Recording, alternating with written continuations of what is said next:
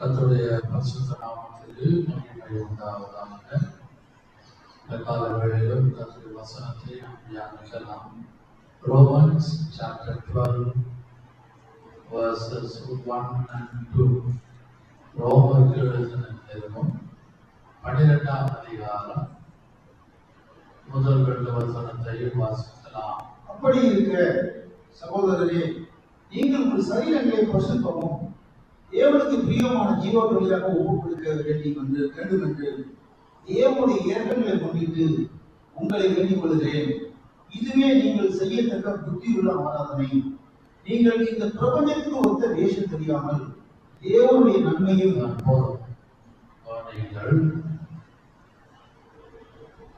செய்தியின் தலைப்பு relationship with God.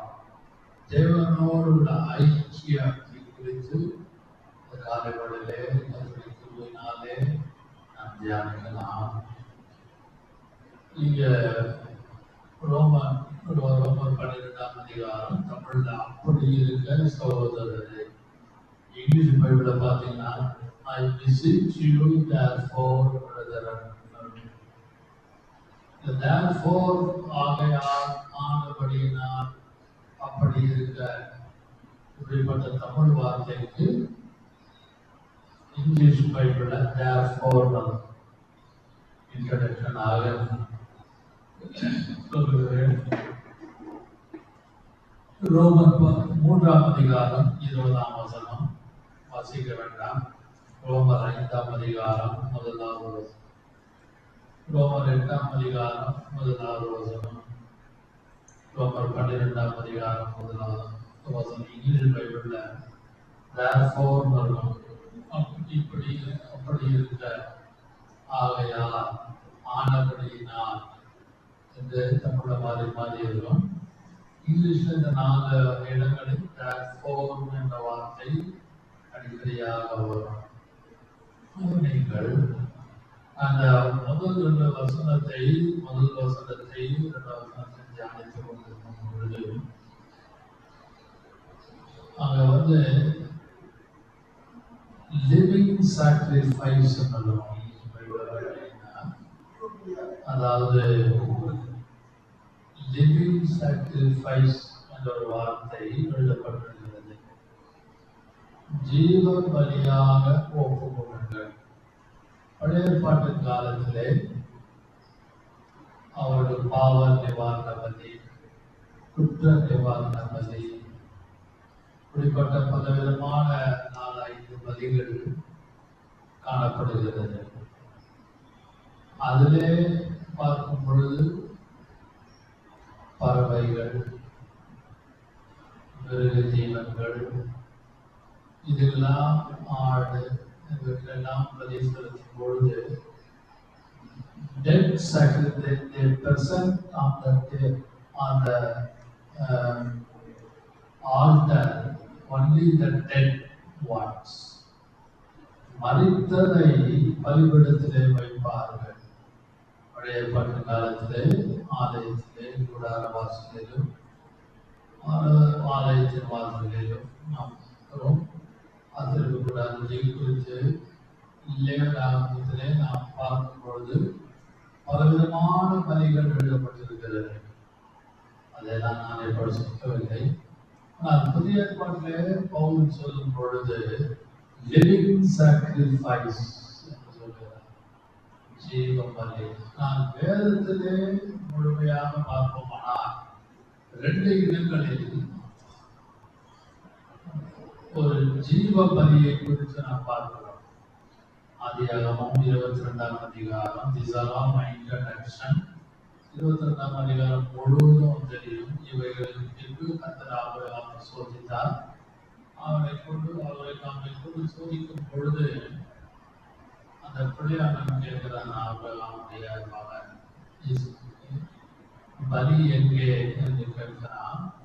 அவரிடத்துல ஒரு வசனத்தை வருகிறது, அவனே அந்த பலிபீடத்துல போய் உயிரோடு படுக்கிறான். அந்த வசனம் முடியுமானால் வாசிக்கலாம். அந்த இதுல வரும், அவனே பலி எங்கே. அதற்கு பிற்பாடுதான் கர்த்தர் ஒரு ஆடை பரிகாரமாக கொடுக்கிறார். The Lord will provide. அதுபோல ஈசாக்கு தன்னை லிவிங் சாக்ரிஃபைஸாக, அதாவது ஜீவ பலியாக அத்துடைய சித்தத்துக்கு அவன் ஒப்பு கொடுக்கிறான். ஆபிரகாம் 22ஆம் அதிகாரம் 9ஆம் வசனம். தேவன் அவனுக்கு சொல்லியிருந்த இடத்துக்கு வந்தார்கள். அங்கே ஆபிரகாம் ஒரு பலிபீடத்தை உண்டாக்கி கட்டைகளை அடுக்கி தன் குமாரனாகிய ஈசாக்கை கட்டி அந்த பலிபீடத்தில் அடுக்கிய கட்டைகளின் மேலே அவனை கிடத்தினான். Not dead word. வேதத்திலே 2 இடங்களில் தான் ஜீவ பலியை குறித்து பார்க்கிறோம். Living sacrifice. அவன் உயிரோடு ஏகசுதனும் அவனுடைய ஏக புத்திரனும் 1ஆம் வசனத்தில் இருக்குது. இவைகளுக்கு பின்பு கர்த்தர் ஆபிரகாமை சோதித்தார் பட்டு ஆபிரகாமே மகன், அதாவது அவருடைய ஏக புத்திரன், ஏகசுதன் என்ற ஒரு வார்த்தை அந்த 2ஆம் வசனத்திலே எழுதப்பட்டிருக்கிறது. பிரியமானவர்களே, அதை நீங்கள் அதை வீட்டில் போய் வாசித்து பார்க்கலாம். இது ஏன் சொல்லுகிறேன்னா, அவனை உயிரோடைய ஆபிரகாம் தன்னுடைய டிசைர், தன்னுடைய விருப்பத்தினால், ஆசையினால், ஏக்கத்தினால் கொடுக்கப்பட்ட அந்த பிள்ளையை அவன் பலிபீடத்திலே கிடத்தினான். ஆனா ஆண்டவர் அவனை குறித்து சொல்லும் பொழுது இந்த 2ஆம் வசனம் 12 வசனம் வாசிகள் 22ஆம் அதிகாரம் அதை பார்த்தீங்கன்னா ஆபிரகாமை பார்த்து கர்த்தர் சொல்லுகிறார். இந்த காரியங்கள் நடந்த பின்பு தேவன் ஆபிரகாமை சோதித்தார். எப்படி எனில், அவர் அவனை நோக்கி ஆபிரகாமே என்றார். அவன் இதோ அடியேன் என்றார். அப்பொழுது அவர் உன் புத்திரனும் உன் ஏகசுதனும் your beloved son, only one son, உன் நேசகுமாரனுமாகிய your beloved son, நேசகுமாரனுமாகிய ஈசாக்கை நீ இப்பொழுது அழைத்துக் கொண்டு போதும். இப்படிப்பட்ட பலியை செலுத்தும்படியாக பழைய ஏற்பாட்டின் காலத்திலே கர்த்தர் விரும்பினார். Abraham did according to the word of God. அவன் அதே ஈசாக்கை 22ஆம் அதிகாரம் ஆதியாகமம் 9ஆம் வசனத்திலே அவனை பலிபீடத்தின் மேல் உயிரோடு கிடத்தினான். Living sacrifice. இன்னொரு இடத்துல பார்க்கும் பொழுது வசனம் சொல்லுகிறது, வேதம் எல்லாரும் அதனாலே இயேசு கிறிஸ்து சிலுவையிலே அவர் ஜீவ பலியாக ஒப்பு கொடுத்தார். அந்த மாதிரி நம்ம எல்லாத்தையும் 4 சுவிசேஷ மொத்தம் தெளிவாக இருக்கிறது. மொத்தம் 26ஆம் அதிகாரம் பார்த்தீங்கன்னா 25, 26, 27 பிதாவின் சித்தத்தை செய்யும்படியாக ஃபாதர்ஸ் வில். இவனோ ஈசாக்கோ ஒரு சித்தத்தின்படி living sacrifice for living sacrifice. இங்க பிதாவின் சித்தத்தின்படி ஒப்பு கொடுக்கும்படியாக. அப்படியானால் யோவான் 7ஆம் அதிகாரம் 17ஆம் வசனத்திலே எழுதப்பட்டிருக்கிறது. ஆனால் வாசிக்கலாம். ஜான்ஸ் காஸ்பல் 7:17 நினைக்கிறேன் எழுதப்பட்டிருக்கிறது. அவனுடைய சித்தத்தின்படி செய்ய மனதிலோ அவன் இந்த உபதேசம் தேவனால் உண்டாயிருக்கிறதோ நான் சுயமாய் பேசுகிறோம் என்று அறிந்து கொள்வான். மறுபடியும் வாசிகள். யோவான் 7:17 அவருடைய சித்தத்தின்படி அவருடைய சித்தத்தின்படி செய்ய மனதுள்ளவன் எவனோ அவன் இந்த உபதேசம் தேவனால் உண்டாயிருக்கிறதோ. பிதாவின் சித்தத்தை நிறைவேற்றும்படியாக அவர் சிலுவையிலே ஒப்பு கொடுத்தார். அதான் லிவிங் சாக்ரிஃபைஸ். உயிரோடு. In Old Testament, Isaac was a living sacrifice. In New Testament, Jesus was a living sacrifice. சிலுவையிலே உயிரோடே அவர் அடிக்கப்பட்டார். அதனால இதெல்லாம் இந்த ரோமர் 12ஆம் அதிகாரம் 1ஆம் வசனத்தின்படி ஜீவ பலியாக ஒப்பு கொடுக்கிறேன் என்று சொன்னதற்கு உறுதியாக நான் சொன்னேன். அந்த பகுதியை சற்று ஆவியானது ஒத்தாசை கொண்டு வேதத்தை அங்கும் இங்கும் படித்து தியானித்துக் கொண்டிருந்த பொழுது முதலாவது குறிப்பு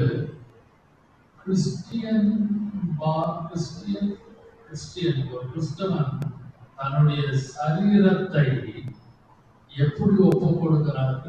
தன்னுடைய சரீரம் அது தேவனுடைய ஆலயமாக காணப்படுவது. கிறிஸ்தவனுக்கு, ஒரு பிலிவருக்கு, ரட்சிக்கப்பட்டு ஞானஸ்நானம் அபிஷேகம் பண்ணப்பட்ட அந்த சகோதர சகோதரிக்கு the body is called the temple.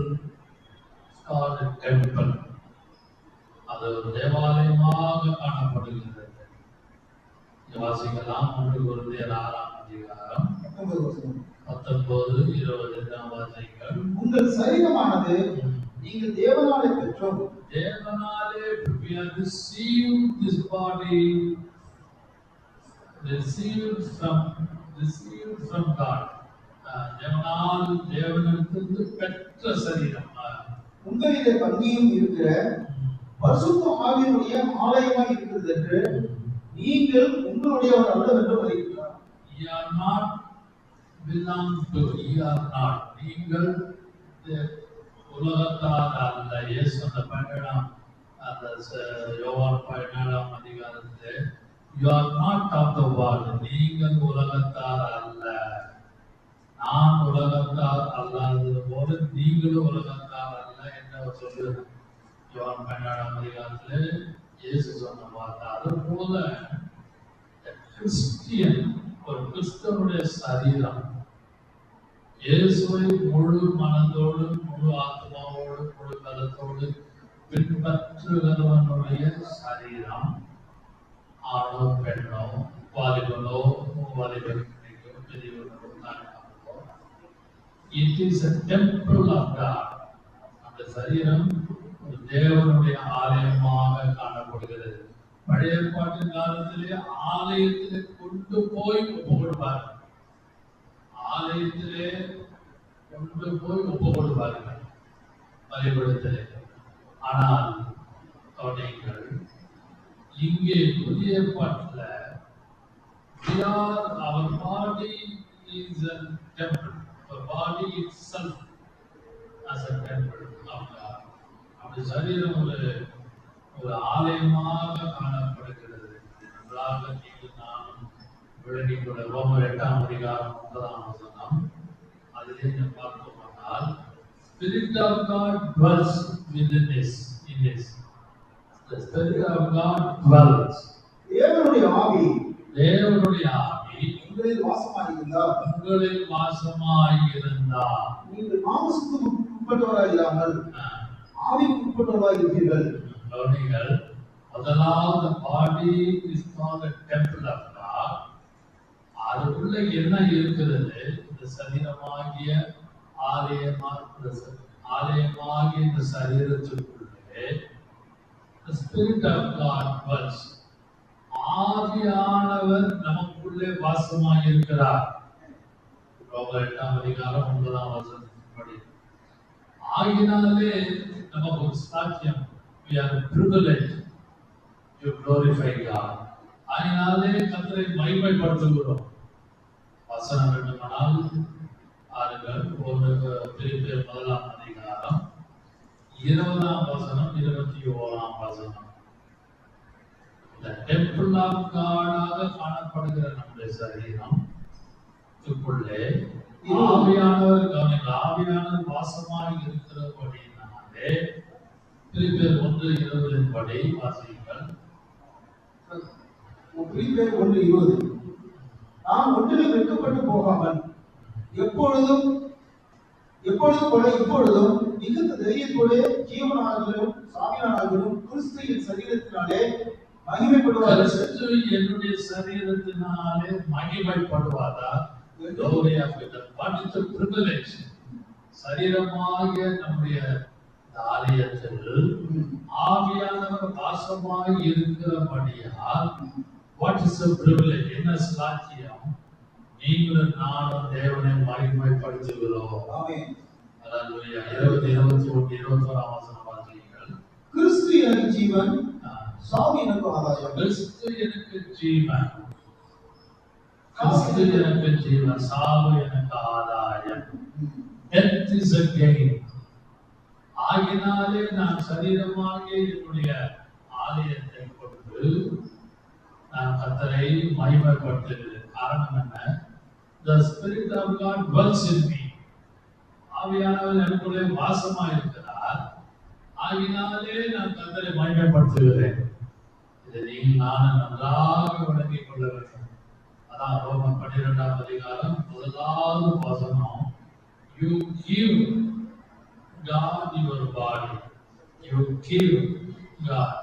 நீ கர்த்தருக்கு என்னத்தை கொடுக்க வேண்டும்? சரீரத்தை கொடுக்கும் பொழுது அதனுக்குள்ளே ஆவியானவர் வாசமாய் இருக்கிற ஆவியானவர் மூலமாக நீங்களும் நானும் கர்த்தரை மகிமைப்படுத்த முடியும்.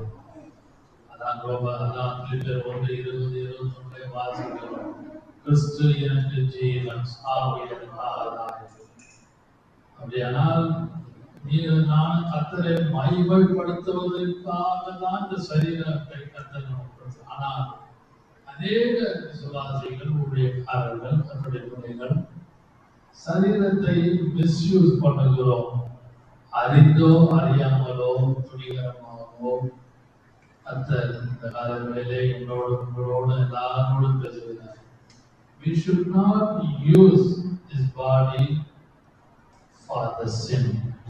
இந்த சரீரமாகிய இந்த ஆலயத்தை எதுவிதமான பாவத்துக்குள்ளே அசுசிப்படாமல் நீங்கள் நானும் பாதுகாத்து கட்டி அதை அரவணைத்து கொண்டு போக கடமைப்பட்டிருக்கிறோம், அழைக்கப்பட்டிருக்கிறோம்.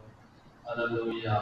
ரோமர் 6ஆம் அதிகாரம் 13ஆம் வசனத்தை பார்க்கும் பொழுது இன்ஸ்ட்ருமெண்ட்ஸ் ஆஃப் பாடி ஒரு வார்த்தை இருக்கிறது.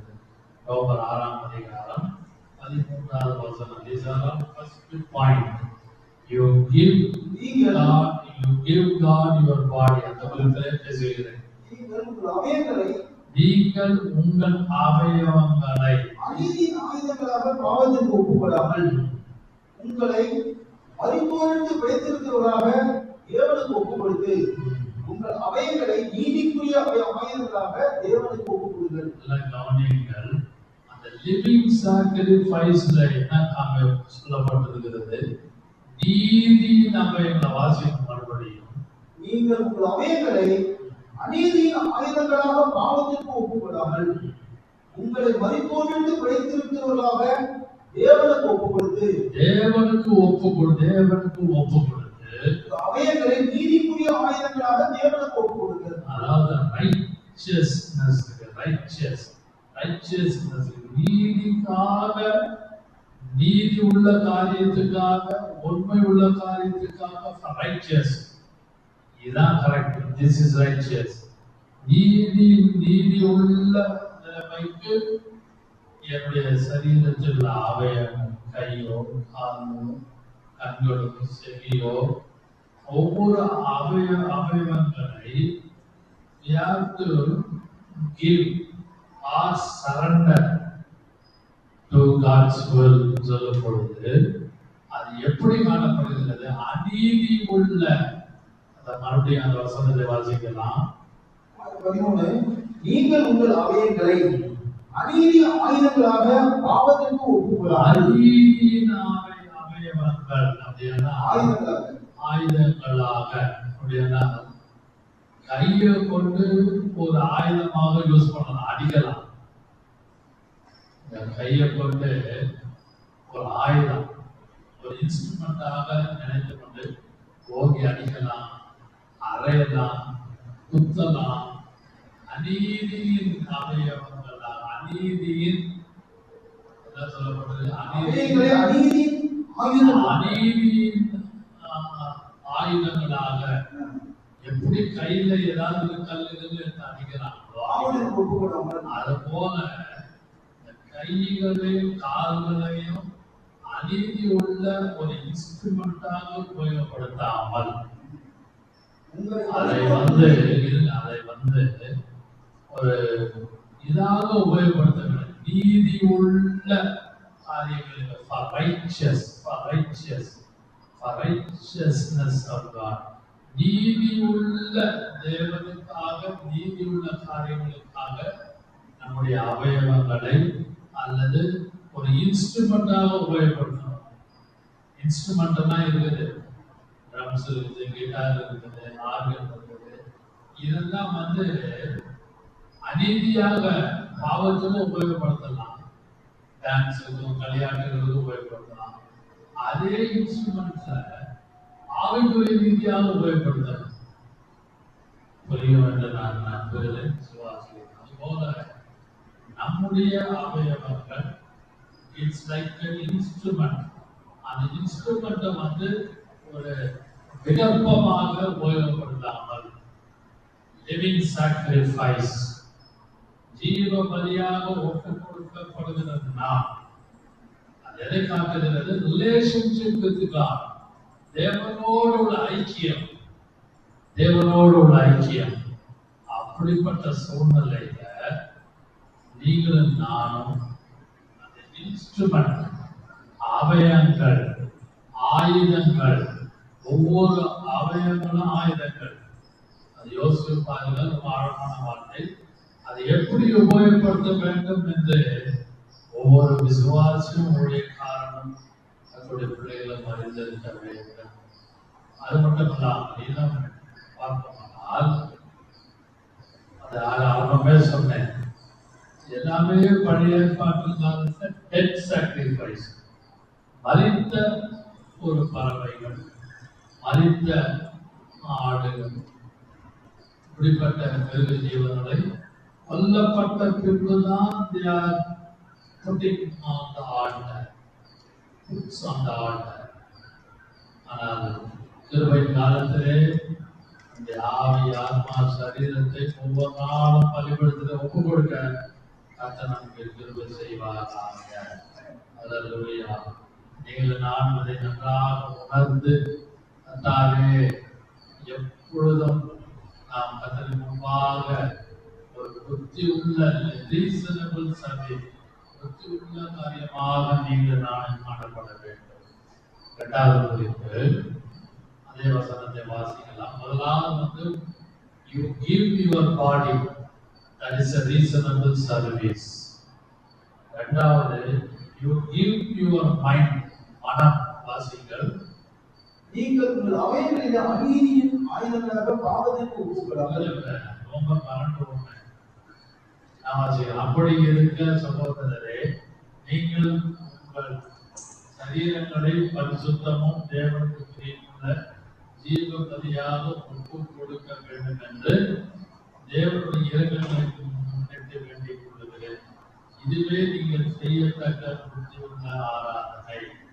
அல்லேலூயா. அது ஒரு வார்த்தைகள் உலக நீங்கள் செய்யத்தக்க புத்தியுள்ள ஆராதனை. நீங்கள் இந்த உலகத்துக்கு ஒத்த வேஷம் தெரியாமல் தேவனுடைய நன்மை, பிரிவும், பரிபூரணமும் சித்தம் இல்லதென்று பகுத்தறியத்தக்க உங்கள் மனம் புதிதாகிறதுனாலே. முதலாவது பாடி, இரண்டாவது மைண்ட். மைண்ட் வந்து ஒரு புதுசா காணப்படும். இந்த உலகத்துக்கு ஒத்த வேஷம் தெரியாமல் என்று சொல்லும் பொழுது, இந்த இங்கிலீஷ் பைபிள்ல பாத்தீங்கன்னா ஒரு வார்த்தை, be not conformed to this world. அதாவது இங்கிலீஷ் பைபிள்ல கன்ஃபர்மர், அதாவது be not conformed, உலகத்துக்கு ஒத்து போகாமல் இருப்பதற்கு கர்த்தருக்கு கிருபை கேட்கணும். அதாவது அதோட இந்த கடல்ல இருக்கிற மீன், குளத்துல இருக்கிற மீன் எல்லாம் பாத்தீங்கன்னா அகைன்ஸ்ட் வாட்டர் போகும், தண்ணீருக்கு எதிர்த்து கொண்டு போகும். உலகத்தோடு ஒத்து போகாமல் ஒத்து போகிற ஒரு வேஷதாரியாக காணப்படாமல் அத்தை நம்ம இந்த திருவிழா காலத்திலே காத்துக்கொள்ள வேண்டும். அதான் உண்மை. அது மட்டும் அந்த வசனத்தில் அப்படி ஒரு வார்த்தை மைண்டுன்னு சொல்லும் பொழுது உங்களுக்கு மனம் புதிதாகிறதுனாலே டிரான்ஸ்ஃபார்மர் மனம் புதிதாக வேண்டும். இயேசுவோடு உள்ள ஐக்கியம் அதிகமாக இருக்குமானா, அதான் சொன்னேன் செய்தியின் தலைப்பு ரிலேஷன்ஷிப் வித் காட். மனம் புதிதாகிறதுனாலே the mind should be renewed by the grace of God, by the will of God. அத்துடைய சித்தத்தின்படி அத்துடைய கிருபையின்படி மனம் புதிதாக வேண்டும். உலகத்துக்கு ஒத்த வேஷம் அப்படி மனம் பழசாவே இருக்குது. நம்ம ஏன் டெய்லி குளிக்கிறோம், டெய்லி ஸ்நானம் பண்ணுகிறோம், புதிய ஆடைகளை ஏன் தருகிறோம், அழுக்கு வஸ்திரங்களை தூக்கி ஓரம் கட்டிடுறோம், அதை லாண்டரிக்கு போடுறோம், இல்லை துவைக்கிறோம். அதுபோல என்னுடைய மனதும் உங்களுடைய மனதும் இந்த உலகத்தோடு ஒத்து போகாமல் இருப்பதற்கு அவருடைய பரிசுத்த ரத்தத்தினாலே நீங்கள் நானும் ஒவ்வொரு நாளும் கழுவப்பட வேண்டும். நல்ல ஆழமான வார்த்தை. முதல் ரோமர் 12:2 ரொம்ப ஆழமான வார்த்தை. மனம் புதிதாகிறதுனாலே கன்ஃபார்மர் டிரான்ஸ்ஃபார்மர் ரெண்டு வார்த்தை ரொம்ப முக்கியப்படுகிறது. டிரான்ஸ்ஃபார்மர் மறுரூபம். நம்முடைய பேச்சு, நம்முடைய வார்த்தை, நம்முடைய ஆக்ஷன், கிரியை, ஆக்ஷன் அண்ட் டீட் எல்லாமே இந்த உலகத்தில் இருக்கும் போதே கொஞ்சம் ஒரு டிரான்ஸ்ஃபர்மேஷன் வரும். அதுக்கு நன்றாக ஒரு உதாரணமாக இயேசு செய்து காட்டினார். மத்தேயு 17ஆம் அதிகாரம் முதல் 2 வசனத்துக்கு வாசிப்போமானால் வசனம் சொல்லுகிறது 6 நாளுக்கு பின்பு. Matthew's Gospel chapter 17 முதல் 2 வசனம், first 2 verses. இயேசு பேதுருவையும் யாக்கோபையும் அவருடைய சகோதரனாகிய யோவானையும் கூட்டிக் கொண்டு தனித்திருக்கும்படி பேதுரு, யாக்கோபு, யோவான he separates from the 12. இந்த 12 பேர் உள்ள அந்த குரூப்ல இருந்து கொஞ்சம் வெளியே கூட்டிட்டு வந்து தனித்திருக்கும்படி உயர்ந்த மலையின் மேல் போய் உயர்ந்த மலையில் ஹை மவுண்டன் அவர்களுக்கு முன்பாக மறுரூபமானார். அவர் முகம் சூரியனை போல் பிரகாசித்தது. இந்த டிரான்ஸ்ஃபர்மேஷன்னால என்ன லாபம்? உள்ள பிரகாசிக்கும். அங்க மறுரூபமானார். அந்த மலை மேல போய்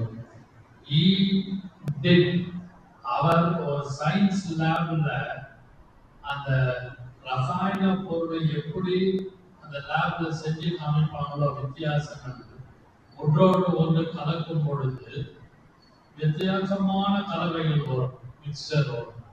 அது போல இயேசு மறுரூப மலையிலே அந்த மலை மேலே 6 நாளுக்கு பின்பு மலையிலே ஏறி மறுரூபமானார்.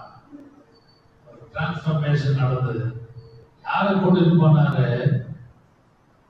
துருதுருன்னு இருக்கிற பேரு, அவசரப்படுகிற பேரு, எல்லா காரியத்துக்கும் ஆன்சர் கொடுத்து ஒரு எல்லா காரியத்திலும் முந்திரி கொண்ட போல இருந்து காணப்படுகிற பேரு. அது மட்டுமல்லாமல் யாக்கோபு, அவனுக்கு ஒரு சுபாவம் இருந்தது, யோவானுக்கு ஒரு சுபாவம் இருந்தது. இப்படிப்பட்ட மாம்ச குணங்களினால் நிறைந்து காணப்பட்ட அந்த 3 பேரையும் எல்லாருக்கும் ஒரு மாடலாக, ஒரு மாதிரியாக அவர்களுக்கு முன்பாக மறுரூபமானார். அப்படின்னா மனதுதான் காரணம். அதான் சொல்லுவாங்க அப்பா அம்மா, மனசு வச்சு படி. நல்ல மனச உன்னுடைய மைண்ட கான்சென்ட்ரேட் பண்ண, உன் மனதை அதிலேயே செலுத்து. படிப்பு அங்கதான் படிக்க முடியும், அப்பதான் மனப்பாடம் பண்ண முடியும். அப்பதான் எல்லா கேள்விக்கும் பதில் எழுத முடியும். மனதை செலுத்தி படி. அப்பா அம்மா பிள்ளைகள் அது போல ஆவிக்குரிய ஜீவியத்திலே நீங்களும் நானும் உலகத்துக்கு ஒத்த வேஷம் தெரியாமல் நம்முடைய மனம் புதிதாகிறதுனாலே renewing our mind, நம்முடைய மனம் புதிதாக வேண்டும் ஒவ்வொரு நாளும். அதற்கு ஒரே ஒரு காரணம், living with Jesus. இயேசுவோடு வாழ்கிறது தான் முக்கியம். அப்பா அம்மா இருக்கிறாங்க, அண்ணன் தம்பி இருக்கிறாங்க, எல்லாருக்கிட்டையும் ஒவ்வொரு சுபாவம். எல்லா சுபாவத்தையும் நம்ம கற்றுக்கொள்ள முடியாது. எல்லாருக்கிட்டையும் மைனஸ் பிளஸ் இருக்குது. ஆனால் பூரண அழகு உள்ள ஒருவர் இருக்கிறார். அவர்தான் கர்த்தராகிய இயேசு கிறிஸ்து. அவரை நீங்களும் நானும் மனம் புதிதாகும்படி அவரை விசுவாசத்தோடு பின்பற்றும் பொழுது உள்ளான மனுஷனிலே கர்த்தர் நமக்கு மாற்றத்தை கொடுப்பாராக. அல்லேலூயா. மனம் புதிதாகிறதுனாலே first your body, you give your body. ரெண்டாவது யூ கிவ் யுவர் மைண்ட். மனதை ஒப்பு கொடுக்கணும். இன்னைக்கு மனசு அப்படியே சுத்திட்டே இருக்கும், அப்படியே கோயிங் டு அண்ட் ஃப்ரோ. அங்கும் இங்கும் மனதை அலை பாய்ந்து கொண்டு யோசித்து கொண்டு நம்ம இருக்கிற இடத்த காட்டிலே எங்கெங்கயோ போயிட்டு வருவோம். மனம் புதிதாக வேண்டும். பைபிள் படிக்கிற நாம், உபவாசம் எடுக்கிற நாம், அதற்காக உழைக்கிற நாம், வரைக்கு ஆயத்தமா இருக்கிற நாம், மாம்ச குறைகளோடு மாம்ச பலவீனங்களோடு நிறைந்திருக்கிற நாம், கர்த்தாவே என்னுடைய மனதை புதிதாக்கும். Renew my mind, Lord. Renew my strength, inner man strength. Renew my Bible reading. Renew my prayer life. எல்லாவற்றையும் புதிதாக்கும். கர்த்தர் நமக்கு இந்த காலங்களிலே ஆராதனையிலே நமக்கு கொடுப்பாராக. நன்றாக விளையுங்கள். கடைசியாக மூன்றாவதாக, you give your will. வாசிகள் ரோமர் 12ஆம் அதிகாரம் 2ஆம் வசனத்தை வாசிக்கலாம். 2ஆவது வசனத்தை, நீங்கள் இந்த பிரபஞ்சத்துக்கு ஒத்த வேஷம் தெரியாமல் தேவனுடைய நன்மையும் பிரியமும் பரிபூரணமான சித்தம் இன்னதென்று பகுத்தறியத்தக்கதாக உங்கள் பரிபூரண சித்தம் இன்னதென்று பகுத்தறியத்தக்கதாக உங்கள் மனம் புதிதாகுவதாலே வருவோமாக. நீங்கள் அந்த வசனத்துல தேவனுடைய சித்தம் இன்னதென்று அவருடைய வாசிக்கிற அந்த வசனத்தை, நீங்கள் இந்த பிரபஞ்சத்துக்கு ஒத்த வேஷம் தெரியாமல் தேவனுடைய நன்மையும் பிரியமும் பரிபூரணமான சித்தம் இன்னதென்று பகுத்தறியத்தக்கதாக. will of God. மூணாவது, you give your will. தேவனுடைய சித்தம் இன்னதென்று, not my will, not the father or mother's will, not wife's will, not children's will. அவங்களுக்கு இஷ்டம், அப்பாவுக்கு இஷ்டம், அம்மாவுக்கு இஷ்டம், மனைவிக்கு இஷ்டம், அவங்க எல்லாம் விரும்புறாங்க, அதனால நான் அப்படியே ஒத்து போறேன். வசனத்துல தேவனுடைய சித்தம் இன்னதென்று. What is the will of God? Where is the will of God? அதெல்லாம் கொஞ்சம் யோசிங்க. You give your will. உங்களுடைய சித்தத்தை பலிபீடத்துல வைங்க. அதான் லிவிங் சாக்ரிஃபைஸ். உங்களுடைய சரீரத்தை பலிபீடத்துல ஒப்பு கொடுங்க. அதான் லிவிங் சாக்ரிஃபைஸ். உங்களுடைய மைண்ட், மனதை பலிபீடத்துல வைங்க. அதான் லிவிங் சாக்ரிஃபைஸ். அல்லேலூயா. அன்பான கர்த்தருடைய பிள்ளைகளே, கடைசியாக மூன்றாவது குறிப்பு என்னவென்றால், you give your will. அந்த உங்க சித்தத்தை ஒப்பு கொடுங்க. சும்மா சொல்லலாம், நான் கர்த்தருக்கு ஒப்பு கொடுத்துட்டேன், ஆனா கொஞ்சம் நமக்காக வச்சுப்போம். ஒரு ஆசையோ, ஒரு விருப்பத்தையோ, ஒரு பொருளையோ, ஏதாவது ஒண்ணு ரொம்ப அட்டாச்மெண்டா வச்சிருப்போம்.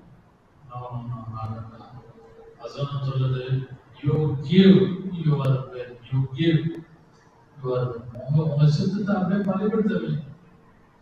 நம்முடைய சித்தம் எத்தனையோ இருக்குதுங்க. விசுவாசிகளுக்கு, ஊழியக்காரர்களுக்கு, சர்ச் லீடர்ஸுக்கு எல்லாருக்கும் அவங்க ஒரு சித்தம் இருக்கும்.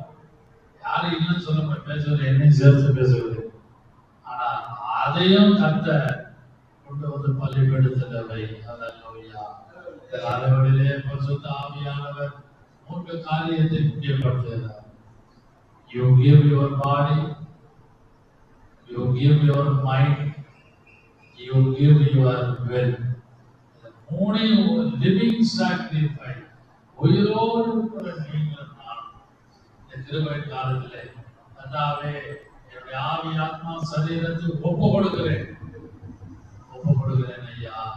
இதை பார்த்து கேட்டுக் கொண்டிருக்கிற யாரானா சீக்கிரமா இருக்கிற வரைக்கு கர்த்தர் நம்மை ஆயத்தப்படுத்துவார்களாக. முழு மனதோடு, முழு ஆத்மாவோடு, முழு சிந்தையோடு, முழு எண்ணத்தோடு ஒப்பு கொடுக்க கர்த்தர் கிருபை செய்ய வேண்டும். அடைக்கிறேனே என்னையே பள்ளிவிடத்தில் மோசமாக அடைக்கிறேனே என்னையே பள்ளிவிடத்தில் மோசமாக கண்களோடு செவியோடு வாயும் கையும் காதுமாக கண்களோடு செவியோடு வாயும் கையும் காதுமாக வாழ்த்துகிறேன் இயேசுநாதா, வாழ்த்துகிறேன் இவ்வேளையிலே, வாழ்த்துகிறேன் இயேசுநாதா, வாழ்த்துகிறேன் இவ்வேளையிலே. கர்த்தர் நம்மை ஒப்பு கொடுக்க சொல்லுகிறது. ரட்சிக்கப்பட்டிருக்கிறோம், ஞானஸ்நானப்படுத்திருக்கிறோம், அபிஷேகம் பண்ணப்பட்டிருக்கிறோம், ஆலயத்துக்கு போகலாம், காணிக்கை தசமமாக கொடுக்கலாம். ஆனால் where is your commitment? Where is your mind? Where is your action? Where is your giving and taking? இதெல்லாம் கர்த்தர் கேள்வி கேட்டுக்கொண்டே இருப்பார். கர்த்தர் சொல்றார், மகனே மகளே, உன்னுடைய ஆவி ஆத்மா சரீரத்தை மனதை பலிபீடத்தில் ஒப்புக்கொடு. மனம் புதிதாக வேண்டும். நீங்கள் நானும் பரலோகத்திலே இயேசு முன்பாக ரிலேஷன்ஷிப்புக்காக இம்மையிலே அவரோட ஐக்கியத்தை ஒழுங்காக பரிபாலித்துக் கொண்டிருந்தார். கர்த்தர் மகிமையிலே அவரோடு தங்கும்படியான சாக்கியத்தை கொடுப்பாராக. அல்லேலூயா. அன்பின் பிதாவே, இந்த காலை ஆராதனைக்காக நாங்கள் எங்களை தாழ்த்தி ஒப்புக்கொடுக்கிறோம். ரோமர் 12ஆம் அதிகாரம் 1ஆம் வசனத்தின்படி give your body, give your mind, give your will. இந்த மூணு நாங்கள் ஒப்புக்கொடுக்க எல்லாருக்கும் கிருபை செய்கிறோம்.